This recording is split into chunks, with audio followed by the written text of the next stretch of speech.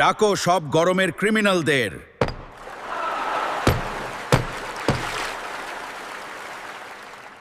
আমরা নিরপরাধ জজ সাহেব,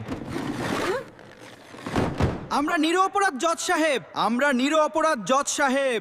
এ বলে আমি ফলের রস, কিন্তু আসলে এর মধ্যে চিনি আর ফুড কালার মেশানো থাকে, যার কারণে কিডনির সমস্যা ও হার্টের সমস্যা হতে পারে। আমি ফল, আমি আসল। জজ সাহেব, এদের মধ্যে স্বাদের নামে শুধু চিনি ভরা আছে, এরা অস্বাস্থ্যকর, এদের ফাঁসি দেয়া হোক। আমরা নির্দোষ জজ সাহেব। উকিলের দেওয়া প্রত্যেকটা সবুত প্রমাণিত, তাই কোর্ট ফুটিকে অপরাধী বলে গণ্য করল। ওকে জেলে ঢোকাও।